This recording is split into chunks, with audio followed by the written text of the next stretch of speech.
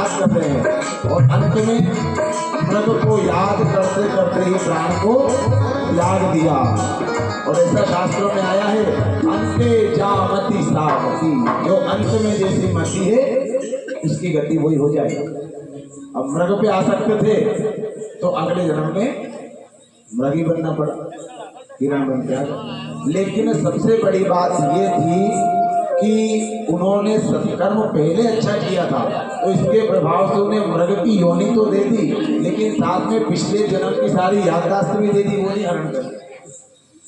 अब वो मृग के रूप में है, लेकिन उन्हें पिछले जन्म की सब यादें कि मैं राजा था, इतना तपस्वी था, इतना तपोबली था, इतना महान था, फिर भी मैंने ऐसा एक कृत्य कर दिया, इस मृग में आसक्त हो गया, क्या मुझे मृग बनना पड़ा। तो उन्होंने इस जन्म में बहुत तप किया। एकादशी जिस दिन रहती उस दिन कुछ भी नहीं खाते, हिरणियों के हिरण के झुंड से अलग रहते थे, हरी घास खाते थे, और फिर धीरे धीरे सब कुछ खाना बंद कर दिया, केवल हरि भजन में, मृग की योनि में, केवल हिरण की योनि में भगवान का भजन किया। इसका प्रभाव ये हुआ कि हिरण वाली योनि से भी वो छूट गए, और फिर इस भजन के प्रभाव से उत्तम ब्राह्मण कुल में उन्हें जन्म प्राप्त हुआ। और इसमें भी एक और विशेष बात ये रही कि फिर भी उन्हें पिछले जन्म की याद सब। अब इस जन्म में जब ब्राह्मण के कुल में उनका जन्म हुआ तो उन्हें पिछला सब कुछ याद था, तो वो बिल्कुल इस तरह से रहने लगे कि जैसे कोई पागल रहता है ना, उस समय से मंद बुद्धि व्यक्ति कैसा रहता है वैसा वो हो गए। उन्होंने सोच लिया कि संसार मेरी नजर में पागल है। पागल के साथ ये होता है ना, संसार तो उसे पागल समझता है और पागल संसार को पागल समझता है।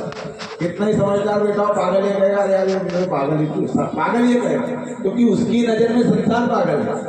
ऐसे जड़ भरत जी हो गए। अब वो इतने जड़ थे कि जहाँ बैठे बस वहीं बैठे, कोई पूछ रहा है तो जवाब नहीं दे रहे। एक बार चलने लगे तो चलते ही जा रहे, क्योंकि ध्यान तो उन्हें पता है कहाँ लगा। उन्होंने पिछले 2 योनि बिगाड़ ली उनकी, इसलिए पूरा ध्यान हरि में लगा करके अगर चल रहे हैं तो हरि नाम लेते हुए जाते ही जा रहे, जाते ही जा रहे हैं। कहीं बैठ गए तो बैठ गए, कोई प्रश्न पूछ रहा है कोई जवाब नहीं दे रहे। अनेक प्रकार के जितने भी कर्म थे ब्राह्मण देवता ने उनके लिए करवा लिया, इलाज करवा लिया कि सुधर जाए, सही हो जाए। लेकिन वो तो सही थे, पर उन्हें पता है कि मेरा 2 जन्म बिगड़ चुके हैं। इस चक्कर में उन्होंने किसी भी चीज में आसक्ति ही नहीं की, अपने मन को लगाया ही नहीं। केवल एक जगह अपने मन को लगाया, कहाँ? भगवान के चरणों में, और हमेशा हरि नाम संकीर्तन करते रहते थे। एक जगह जहाँ बैठ गए खेत पे, पिताजी ने कहा जाओ भाई कुछ काम करनी है, यहाँ कुछ नहीं कर रहा, खेत के मेरे पे बैठ, गाय भगत है वहाँ फसल नहीं खा जा रहा। भगत जी वहाँ चले गया, वहाँ जाके और बैठ गए कहाँ? मेड़ पर, और वहीं हरि नाम करने लगे बड़े भाव के साथ। वहीं उधर वाले में सबको बुला लिया और भजन कर रहे कि भज ले राम राम राम, जप ले राम राम राम, भज ले राम राम राम, जप ले राम राम, भज ले राम राम राम, जप ले राम राम राम, भज ले राम राम राम, जप ले राम राम राम। मनवारे मनवा जीवन है सत्संग, मनवारे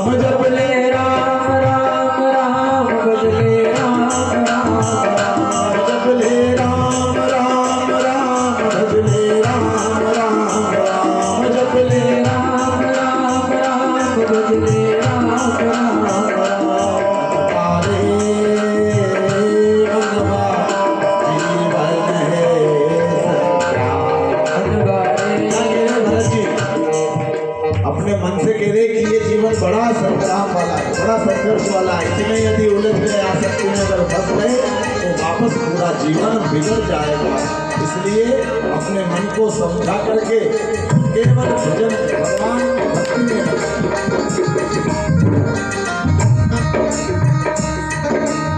अब एक बार राजा रघुगण अपनी पालकी में सवार होकर कहीं निकल रहे थे, तो रास्ते में उस पालकी को 4 लोगों ने, 4 सैनिकों ने उठा रखा, जिसमें राजा बैठे हुए थे रघुगण।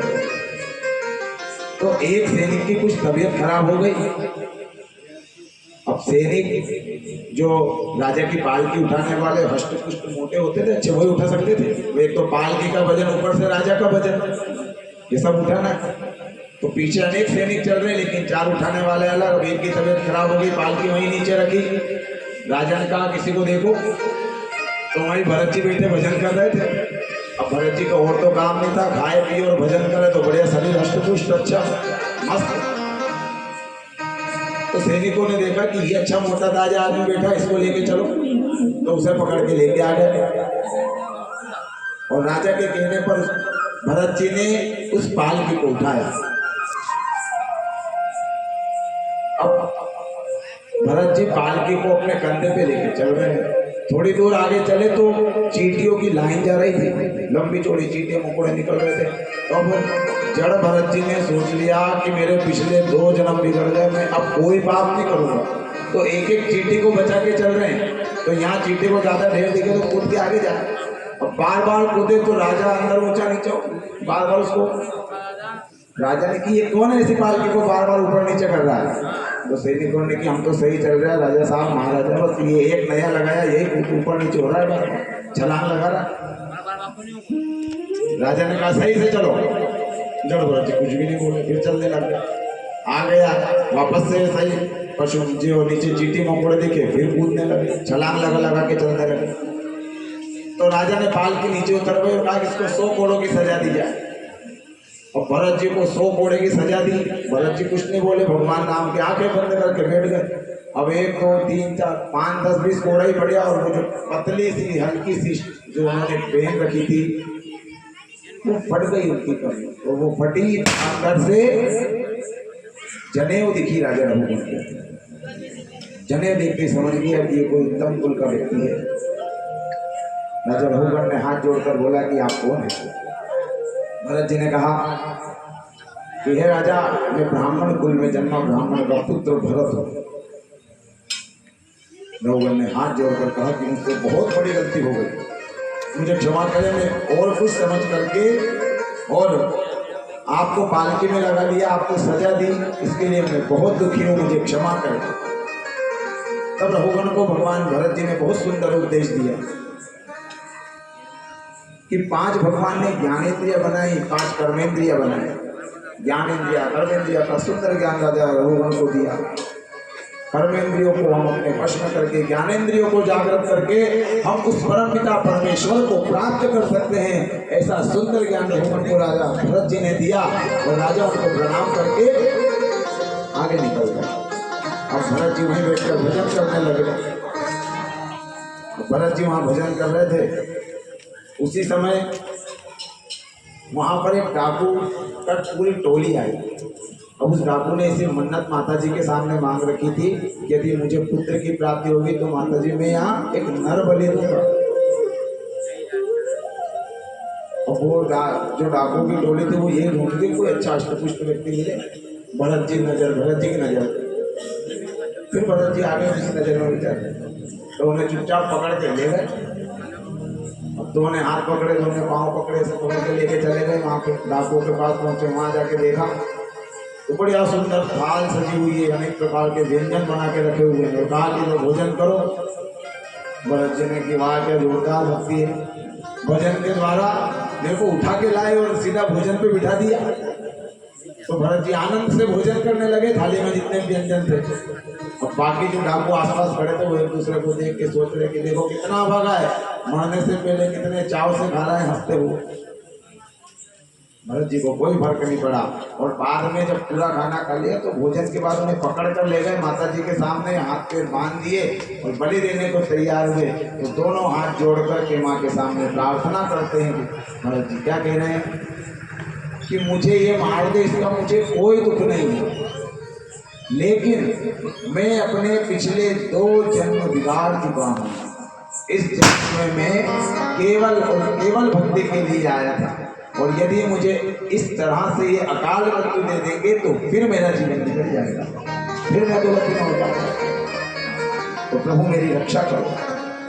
जैसे ही अंतःकरण से ये आवाज भरत जी ने माँ को दी, उसी समय से मूर्ति को फाड़ करके और माँ प्रकट हो गई और अपने तलवार से उस डाकू का सिर काट करके बोले वो तेरा दर तो हकीकत में दुखियों का सहारा है, गरीबार तेरा मैया, गरीबार तेरा मैया, जन्नत का नजारा है, जन्नत का नजारा है, दुखियों का सहारा है, दुखियों का सहारा है, तेरा दर तो, ओ तेरा दर तो, तेरा दर तो, तेरा दर तो, तेरा दर तो हकीकत दुखियों का सहारा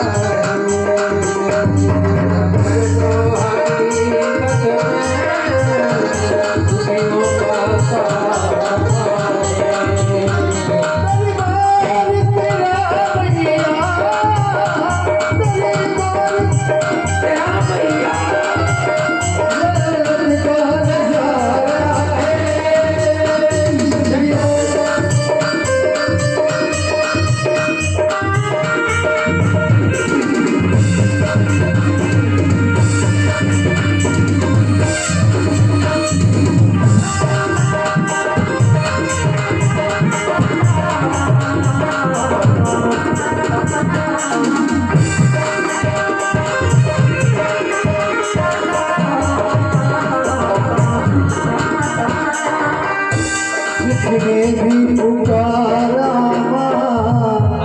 तुम दौड़ी चली आई,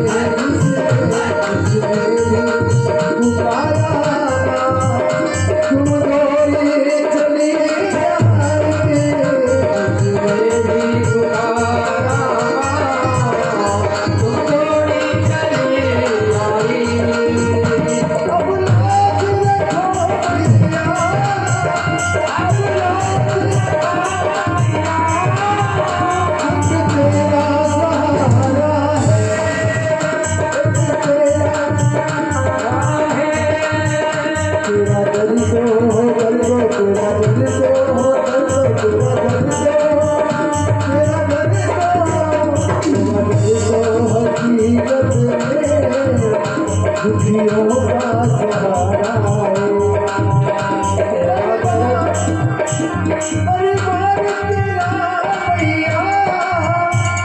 जन्नत का नजारा है,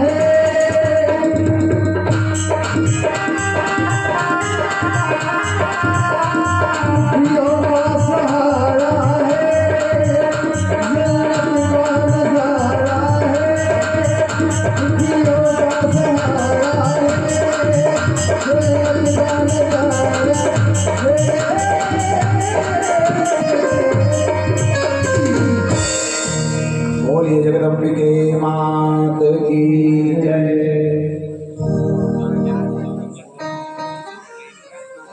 बहुत सुंदर प्रसंग आगे राजा परीक्षित को भगवान सुखदेव जी महाराज सुना रहे हैं। कांदीकुब्ज नगर में एक ब्राह्मण देवता के दासी का पुत्र दासी से उत्पन्न हुआ, नाम अजामिल दासी पुत्र होने के कारण गलत व्यभिचारों में, गलत व्यसनों में फंस गया। जितने जो कोई रास्ते से पथिक निकलते थे उनको लूटना, जुआ खेलना, धन चुराना, अनेक प्रकार के गलत व्यसनों में वो लिप्त हो गया। संत अगर वहां से गुजरते तो उन्हें परेशान करता था।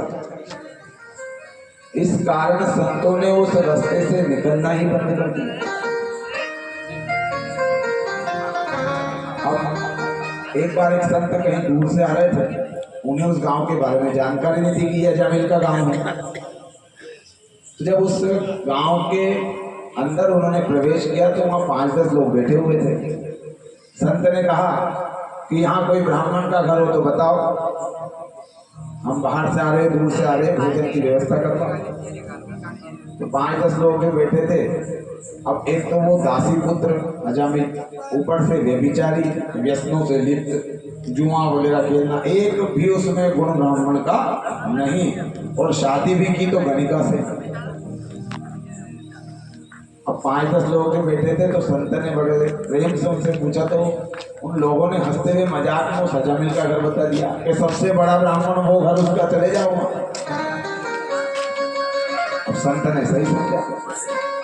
तो संत जो 5 संत वहां थे वो सीधे अजामिल के घर में चले गए और जाकर के कहा, उस समय अजामिल वहां था नहीं, तो उसकी पत्नी थी, कि हमारे भोजन की व्यवस्था का प्रबंध करो।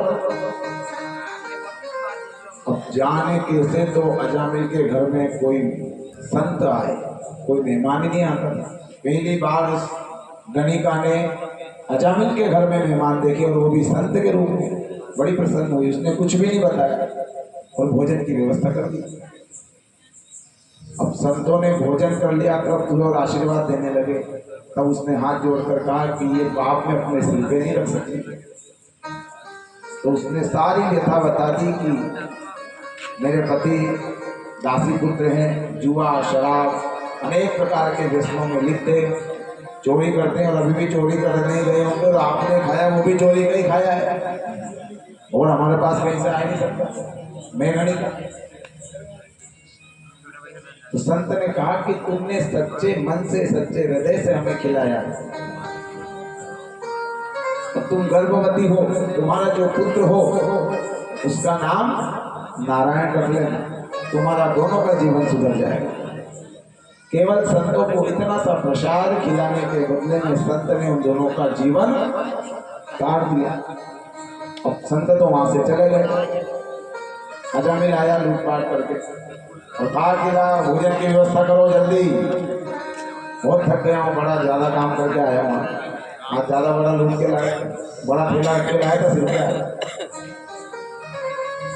तो जो संत ने बनाया था वो प्रसाद बच्चे हुए वो रख गए थे कि ये तू भी खा लेना, तेरे पति को भी खिला देना। और वो व्यंजन जब सामने लेके आए, कह रहे वाह, आज तो बड़े व्यंजन बना लिए, तुझे पहले ही पता था क्या कि आज मैं बड़ा धन लूट के लाने वाला हूँ। उसकी पत्नी ने हाथ जोड़ करके कहा कि आज हमारे घर संत आए थे और वो प्रसाद खा के गए, और उनकी बची हुई ये प्रसाद मैं आपके साथ में लाऊंगा। उसने वो प्रसाद ग्रहण किया। उसके बाद उसका मन परिवर्तित हो गया। उस प्रसाद के बाद वो सत्कर्म की ओर आगे बढ़ा। तो उसने चोरी और ये सारी जुआ खेलना इनको बंद करके भगवान की भक्ति की ओर लिए। और धीरे धीरे जो उसकी पत्नी गर्भवती थी, सुंदर एक बालक का उसने जन्म दिया, और उसकी पत्नी के कहने पर उसका नाम उस अजामिल ने नारायण ही रखा। अब समय आया, अजामिल वृद्ध बालक 7-8 साल का हुआ, नारायण। अजामिल जी यहाँ बिस्तर पर पड़े हुए हैं, असहनीय पीड़ा उनको हो रही है, प्राण खींचने वाले। देवदूत पीछे से आ रहे थे और यमदूत पहले ही आगे उसे लेने के लिए। इधर से तो भगवान ने पार्षदों से कहा कि जाओ अजामिल मरने वाला है, लेके आओ, लेकिन यमदूत पहले प्राण हरण करने आ गए। क्यों? क्योंकि इसने पूरे जीवन में सत्कर्म कभी किया ही नहीं। हमेशा संतों को परेशान करना, जुआ खेलना, रास्ते में पथिकों को लूटना, हमेशा उल्टा ही उल्टा कृत्य किया, तो ये तो नरक का गामी है ही सही। इस हिसाब से बिना खाता खोले खेती के जाओ लिया उसको पकड़ के यमदूत आ गए। अब यमदूत जब उसके प्राण खींचने लगे, उसे असहनीय पीड़ा हुई, तो वो अपने बेटों को बुला रहा है, नारायण, अरे बेटा नारायण। अब नारायण तो बाहर खेलने में लग रहा है, 7-8 साल का बेटा नारायण हो गई, सुने पिताजी कहीं गिर गया, और वो जोर जोर से बुला रहा है, नारायण,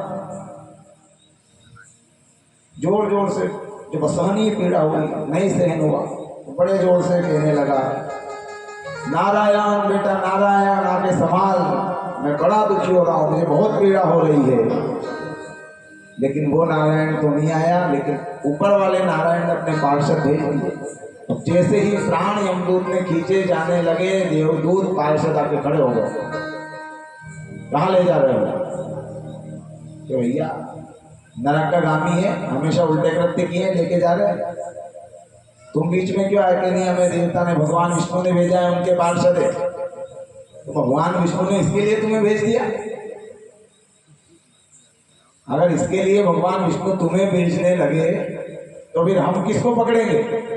नरक में कौन जाएगा फिर?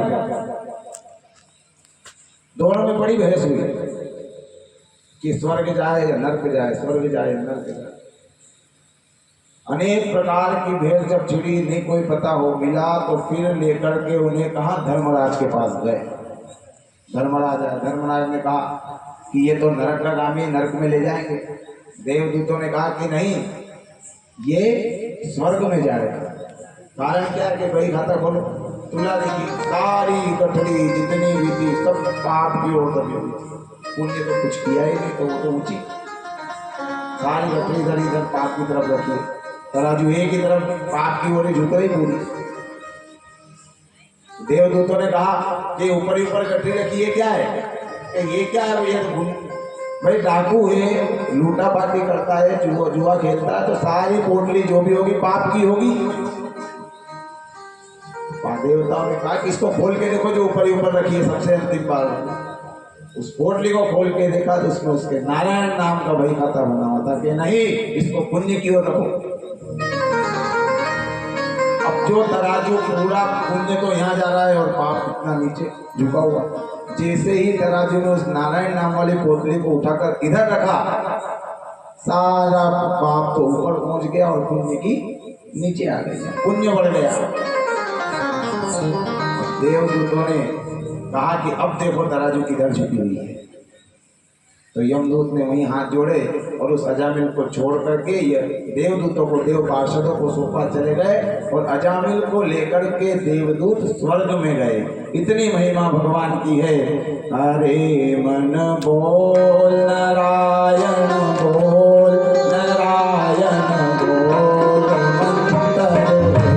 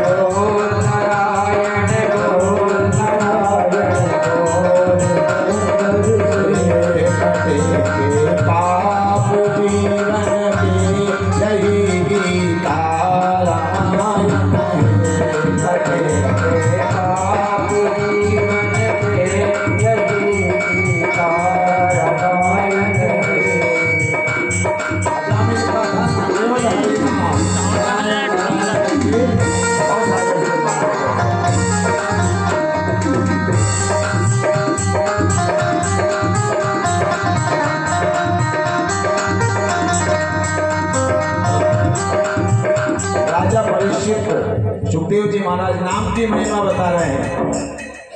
कलियुग केवल नाम आधारा, सुमिर सुमिर नर उतरहि पारा।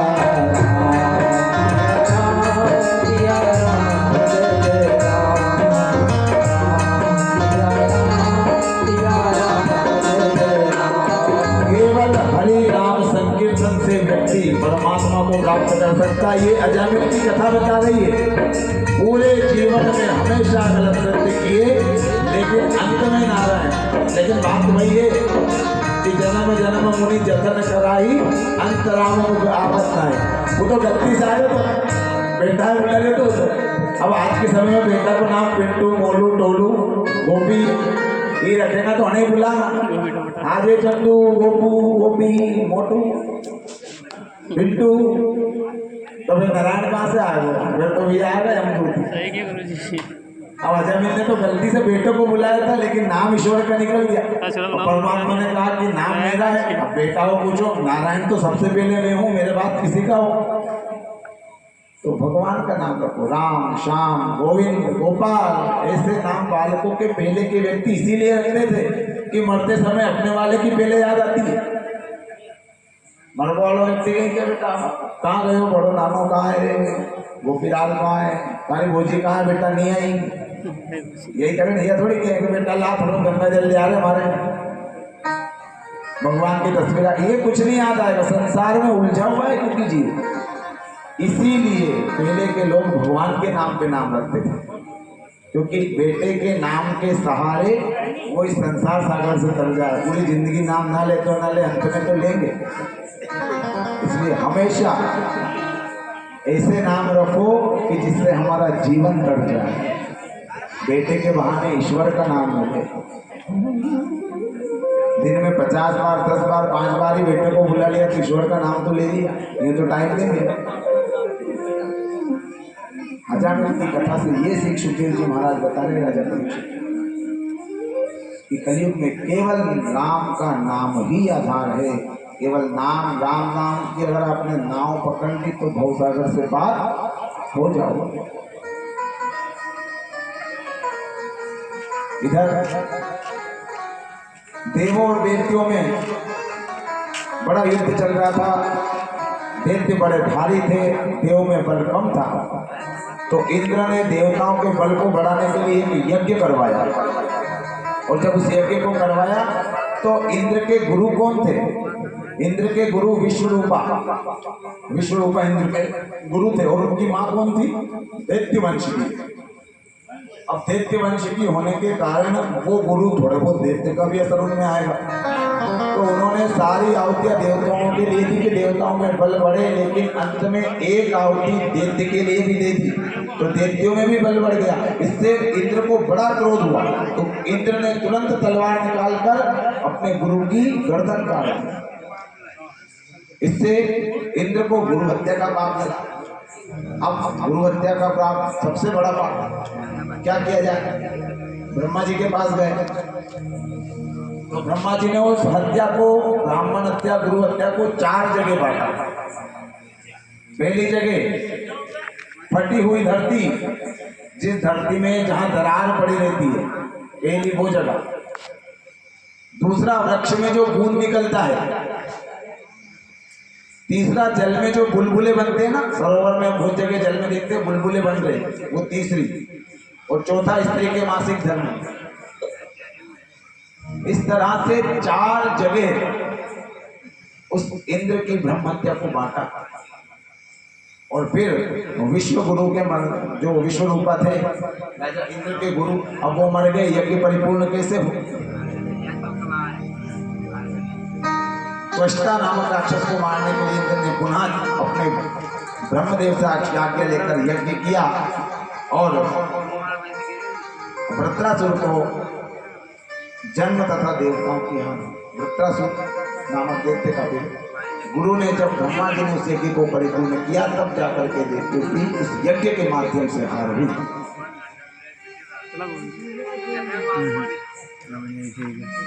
इधर मरुदगण जो 49 हैं, ये कश्यप जो ऋषि थे, कश्यप की दूसरी पत्नी थी दिति। दिति से 2 पुत्र हुए, एक हिरण्यकश्यप और एक हिरण्याक्ष। इसके अतिरिक्त 49 और भी पुत्र कश्यप और दिति के हुए। उनकी शादी तो हुई लेकिन संतान आगे नहीं बढ़ी, तो वो इंद्र के पास पहुंचे। इंद्र ने उन्हें देवताओं में अपने पास रख लिया। तब से 49 मरुदगण भी देव बन गए। हम उनकी पूजन करते हैं ना। मरुदगण कितने चले? मरुद 49 अट्टहास करी गर्जा कभी बड़ लाभ आकाश। हनुमान जी जब लंका जी में गए थे तो 49 मरुदगण उनके साथ चले थे, आसमान में जब उड़ के जा रहे थे। ये 49 मरुदगण बहुत सुंदर प्रसंग राजा परीक्षित को सुखदेव जी महाराज सुना रहे हैं कि यदि व्यक्ति अपने जीवन में चाहे कहीं भी जन्मा हो लेकिन आचरण उसके सही हो, संस्कार उसके जन्म से सही हो, तो वो दैत्य वंश में होकर भी देव बन जाता है। जय हो। सुंदर प्रसंग प्रहलाद का सुखदेव जी महाराज बता रहे हैं कि कश्यप दिति के पुत्र हिरण्यकश्यप जो थे, उनका विवाह जम्ब की पुत्री कयाधु के साथ हुआ। अब कयाधु और हिरण्यकश्यप के कितने? 4 पुत्र, सहलाद, अनुलाद, लाद और प्रहलाद।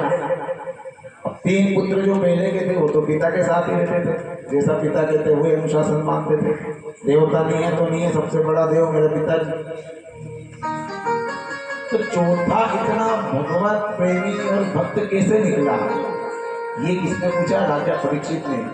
कि जब एक पिता के 4 पुत्र, 3 पुत्र पिता के अनुयायी, पिता को ही भगवान माने, विष्णु को कुछ ना माने, साधारण इंसान माने, तो फिर प्रहलाद जी अलग कैसे निकले? तब सुखदेव जी महाराज बताते हैं कि हिरण्यकश्यप ने अमर होने के लिए ब्रह्मा जी का तप किया।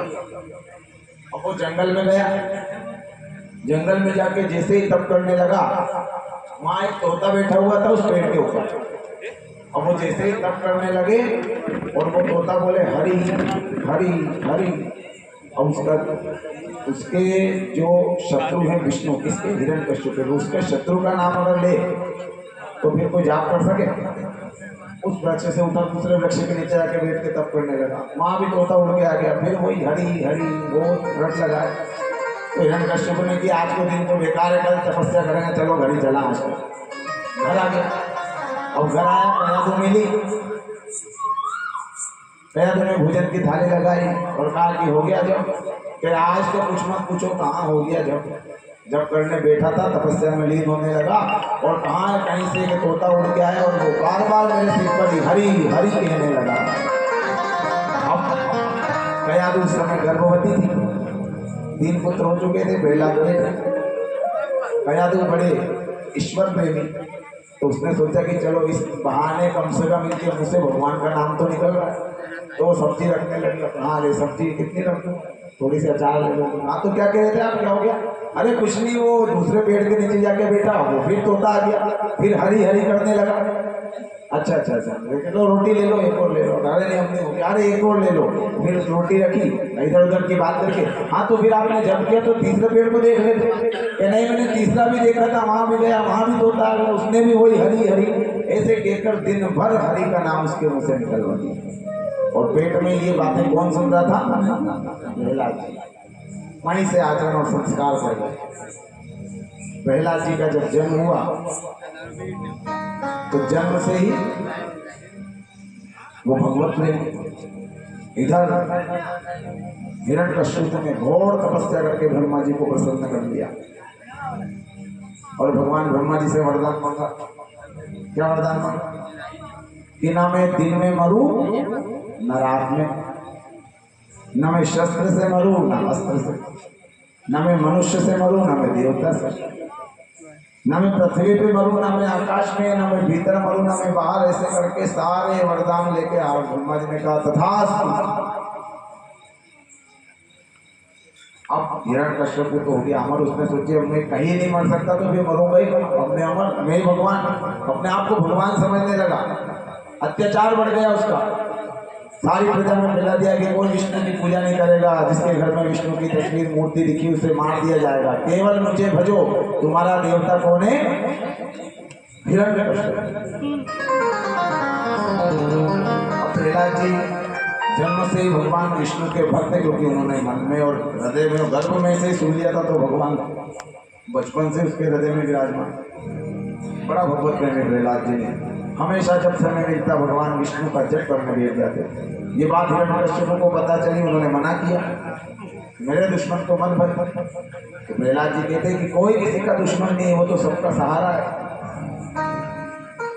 अनेक प्रकार से समझाया, नहीं माने, तो एक गुरु के आश्रम में छोड़ दिया। और गुरु से कहा कि इसे सुंदर शिक्षा दो, बताओ कि मैं ही भगवान हूँ। गुरु ने प्रहलाद जी को कहा कि तुम्हारे पिता ही भगवान है, विष्णु को मत भजो। तो प्रहलाद जी ने सुंदर ज्ञान गुरु जी को दिया कि आप तो गुरु हो, राज सचिव वेद गुरु तीन जो, प्रिय को नहीं भय आस, राज धर्म तन तीन कर, होई बेगहीना। आप तो सुंदर ज्ञान, तो सत्य बताओ, सत्य ईश्वर है।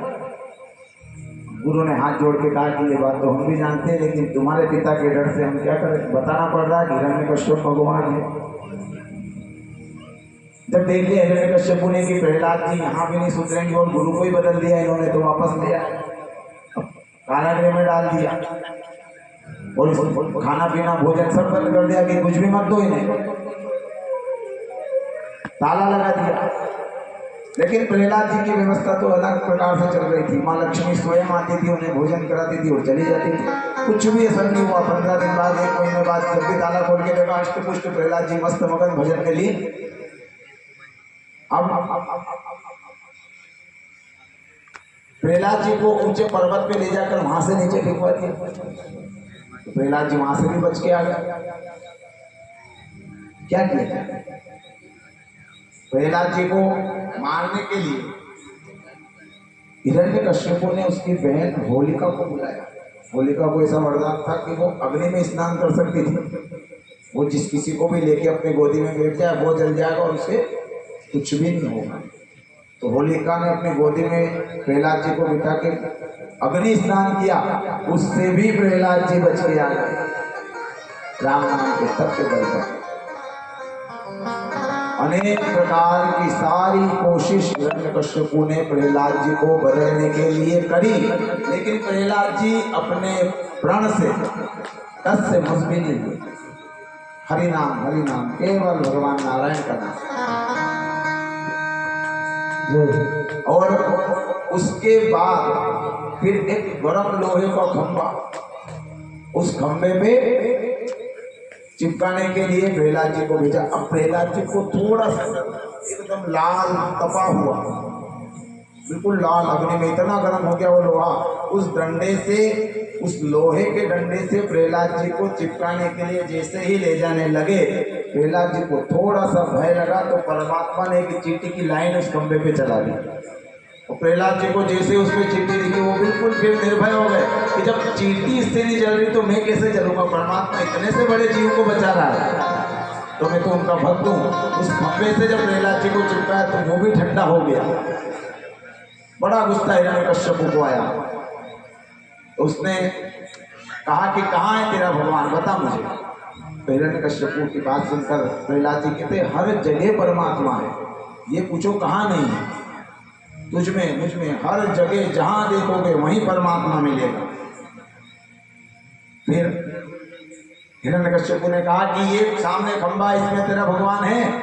कि हाँ, इसमें भी मेरा भगवान है। हिरण्यकश्यप ने गदा उठाई और उस खंभे को तोड़ने लगा कि कहाँ है तेरा भगवान है तो बाहर आ। अब चाहे खंभे में भगवान हो या ना हो, लेकिन एक भक्त ने कह दिया तो भगवान को आना पड़ेगा। क्यों? प्रबल प्रेम के पाले पड़कर हरि को नियम बदलते देखा, अपना मान भले टल जाए भक्त का मान न टलते देखा। परमात्मा अपना मान नहीं रखते, लेकिन भक्त का मान नहीं जाना चाहिए। उस खंबे को जैसे ही हिरण्यकश्यप ने तोड़ा, उस खंबे को पार करके भगवान नरसिंह अवतार में वहां प्रकट हो गए। बोले नरसिंह भगवान की जय हो। तुरंत उठाया हिरण्यकश्यप को और ले जाकर के बीच ढेरी पर जाकर बैठ गए और हिरण्यकश्यप थर थर कांपने लगा। और जब ढेरी पर बैठे हुए थे तो क्या पूछा कि हिरण्यकश्यप बता कौन सा समय है? प्रभु शाम का समय है। बोल दिन है कि रात है? कि न दिन है न रात है। उसने कहा ना दिन में मरूं ना रात में मरूं, शाम का समय। ना अस्त्र से न मरूं ना शस्त्र से मरूं। देख क्या है, नाखून बड़े बड़े, नरसिंह आधा नर का शरीर आधा सिंह का, नाखून बड़े हुए। ना मेरे पास अस्त्र है ना शस्त्र है, ना अंदर मरूं ना बाहर। बोल कहाँ है? दरवाजे पे, डेली पे। ना ऊपर ना नीचे, ना पृथ्वी पर ना आसमान पे। कहाँ है? भगवान की जंघाओं पे। एक और सबसे बड़ा जोरदार उसने प्रण मांगा था वचन कि मैं 12 ही महीना में कभी नहीं मरूं। अब इसके लिए भगवान ने एक और अधिक व्यवस्था करी, मल मास की, जिसे बोलते हैं अधिक मास। वो अधिक मास केवल हिरण्यकश्यप को मारने के लिए भगवान ने बनाया था। कौन सा महीना चल रहा है? तो मल मास। और जैसे ये कहा, दोनों हाथों के नाखूनों से पेट में अंदर प्रहार करके चर्र करके उसका पेट फाड़ दिया और 2 टुकड़े करके फेंक दिए। बोले नरसिंह भगवान की जय। अब कैसे पेट फाड़ करके देखा, बड़े क्रोधित हो गए। लहूलुहान हाथ खून बह रहा है। इसे देख करके प्रहलाद जी डर गए। अरे ऐसे परमात्मा तो मैंने देखे, मैं तो शांत स्वरूप। दिन का आकार कैसा है? शांताकारं भुजगशयनं पद्मनाभं सुरेशं विश्वाधारं गगन सदृशं मेघवर्णं शुभांगं लक्ष्मीकांतं कमलनयनं योगिभिर्ध्यानगम्यं वंदे विष्णुं भवभयहरणं सर्वलोकैकनाथं। मैंने तो शांत जिनका आकार है ऐसे प्रभु की भक्ति की है, ये किससे डर गया? रोज से लाल लाल नरसिंह भगवान की। जब सारे देव डर रहे थे, प्रहलाद जी भी डर रहे थे, तो सभी देवता प्रहलाद जी के पास पहुंचे और उनसे कहा कि केवल तुम ही इन्हें अब शांत कर सकते हो। प्रहलाद जी डरते डरते उनके समक्ष गए, चरणों में पड़ गए। प्रहलाद जी को उठा करके इसको भगवान नरसिंह ने अपनी गोद में बिठा लिया और प्रेम से जैसे गाय अपने बछड़े को चाटते वैसे प्रहलाद जी को चाट रहे। यह है भक्ति की ताकत। इसीलिए हम इस सार संसार में केवल भगवान की भक्ति पर ध्यान दो। हमेशा मन को समझा और क्या कहो उससे? मनड़ा जप ले हरि की माला, तू माला जप ले रे। मनड़ा जप ले हरि की माला, तू माला जप ले रे। माला जप ले रे, हरि की माला जप ले रे। माला जप ले रे, हरि की माला जप ले रे। मनवा जप ले हरि की माला, तू माला जप ले रे। जप ले हरि की माला, तू माला जप ले रे।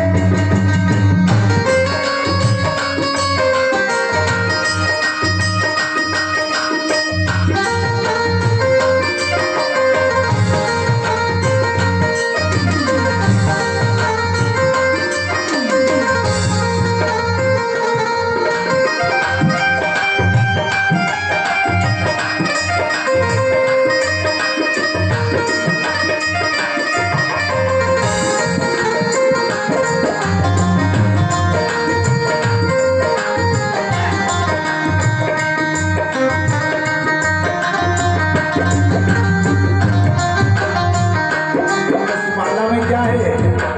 दाने दाने में इस माला में हरि की भक्ति समाई। दाने दाने में इस माला में हरि की भक्ति समाई। अल्लाह का प्रेम है इसमें, राधा की शक्ति समाई। अल्लाह का प्रेम है इसमें, राधा की शक्ति समाई। नंद कलाला, तू माला जप ले रे।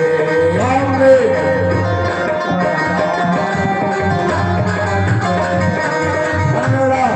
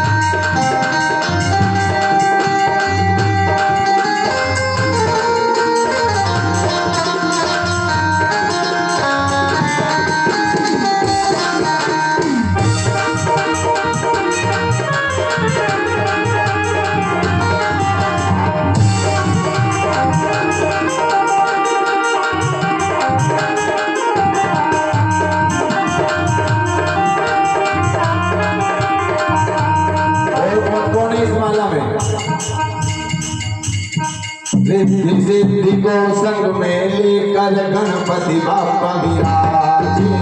रिद्धि सिद्धि को संग में लेकर गणपति बाप्पा विराजे। पार्वती मैया दुर्गा भवानी इस माला में साजे। पार्वती मैया दुर्गा भवानी इस माला में साजे। ओ या में शंकर डमरू वाला तू माला जप ले रे।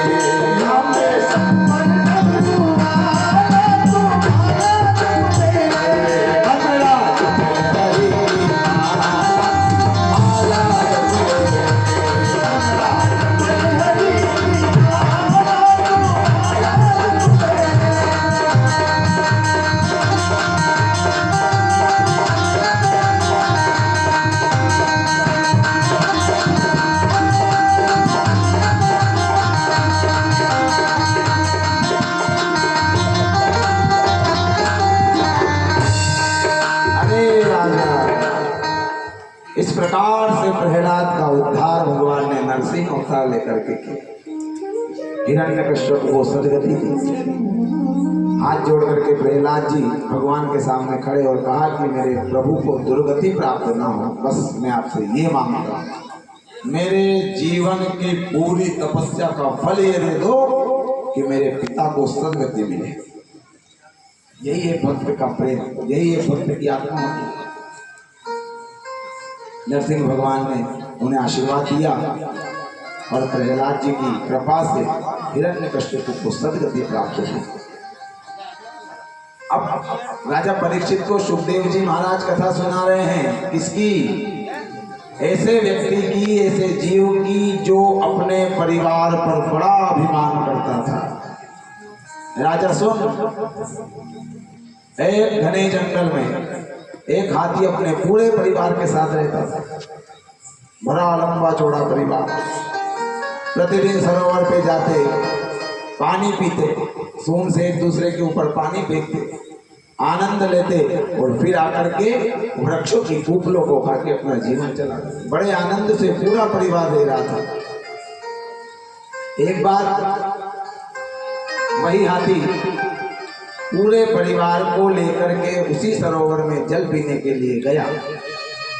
अब वो परिवार का सबसे वरिष्ठ तो ऐसा आया है, मुखिया मुझको चाहिए खान पान को एक। मुखिया सबसे पहले मुक्सा होता।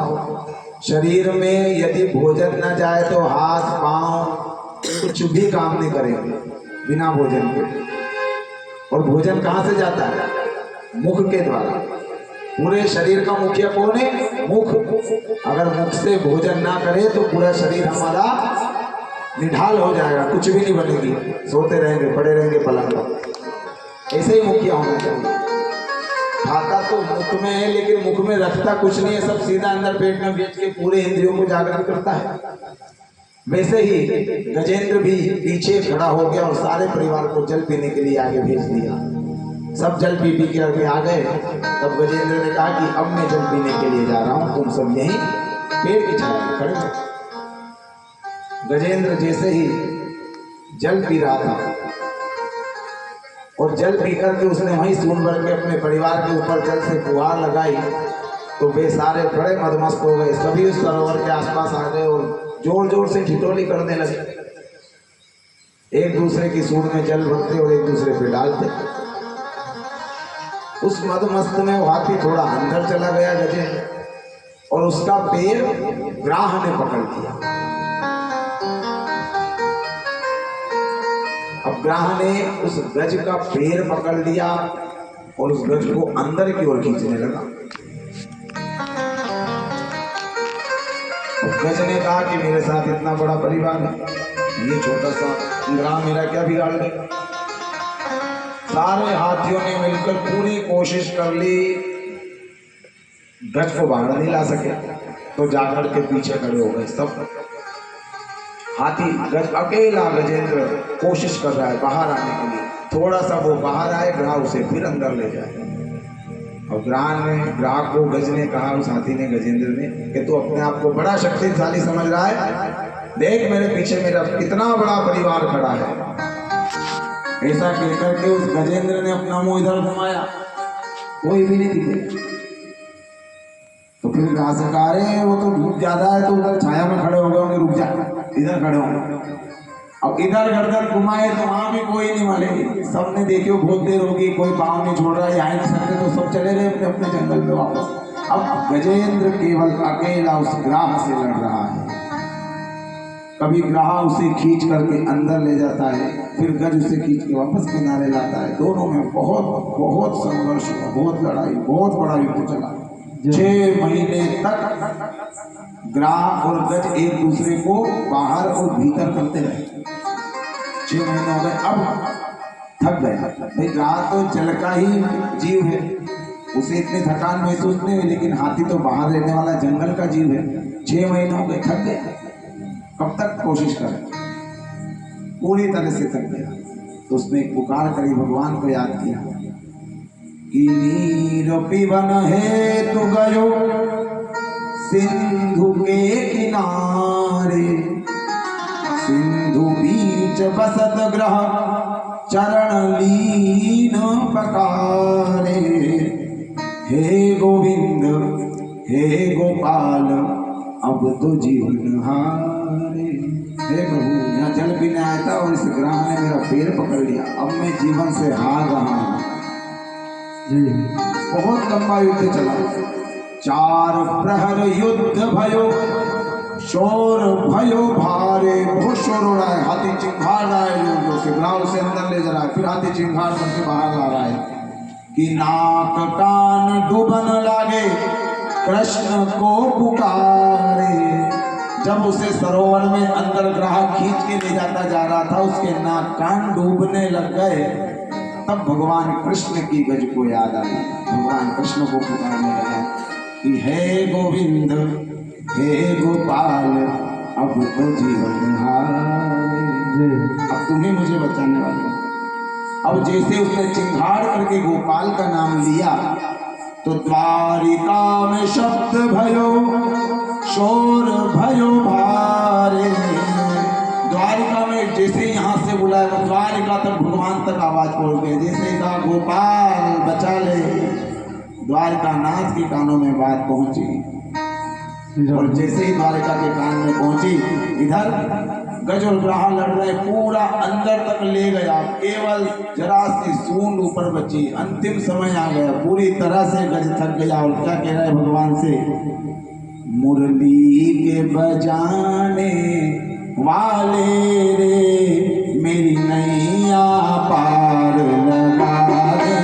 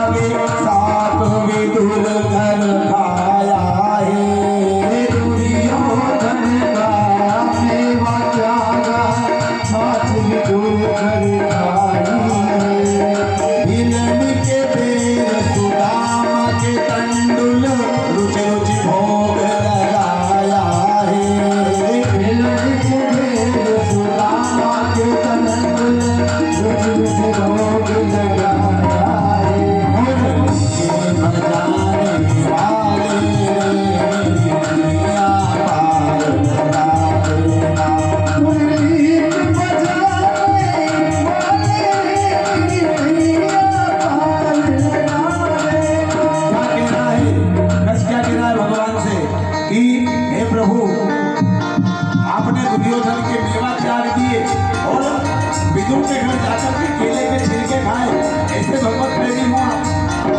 दिल्ली के जूते पेड़ खाए, सुदामा के चावल कच्चे खा लिए, तो मेरे लिए इतनी देर क्यों लगा रहे हो? क्या कह रहा है?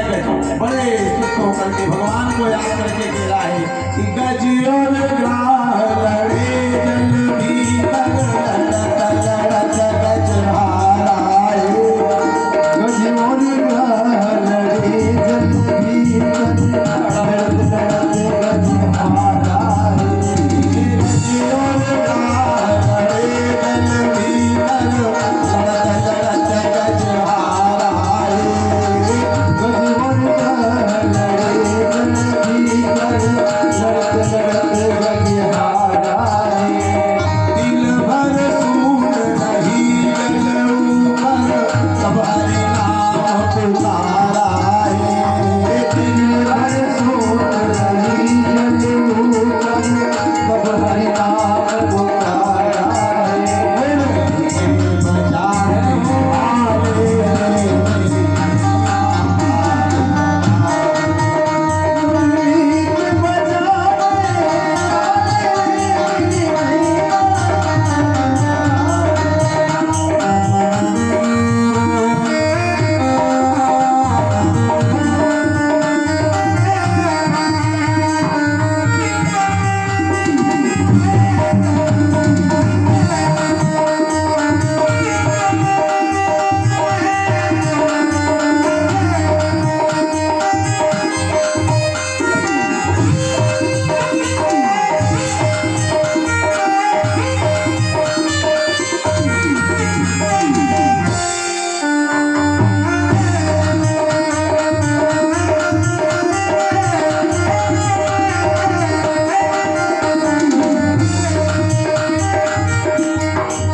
क्या कह रहा है?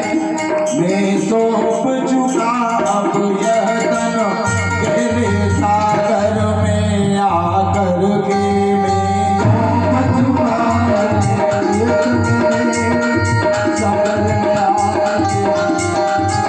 पकड़ा है पाप ने पाप मेरा, बचा लो नाथ दया करके।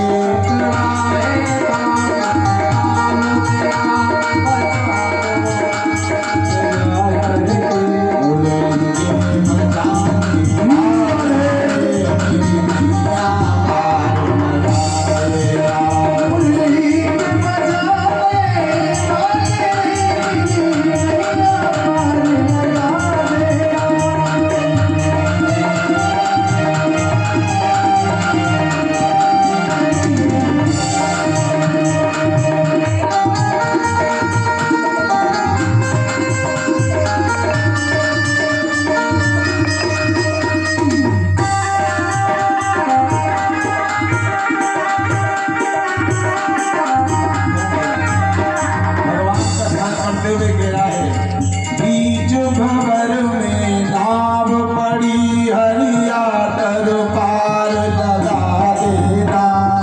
बीच भंवर में नाव पड़ी, हरिया तर पार लगा देना। हम गाँव निकलने वाले, आ जाओ गरुड़ पर दर्शन के। हम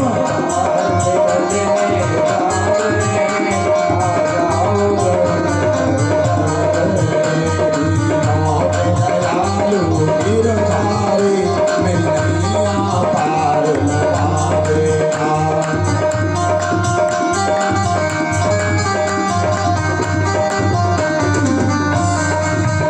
मेरी नैया पार लगा देना, मेरी बिगड़ी दशा बना देना।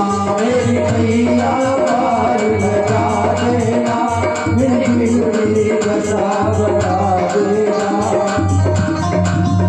मुरली को बजाए गाते मेरी नैया पार लगा दे। मेरी नैया पार लगा दे, मेरी नैया पार लगा दे।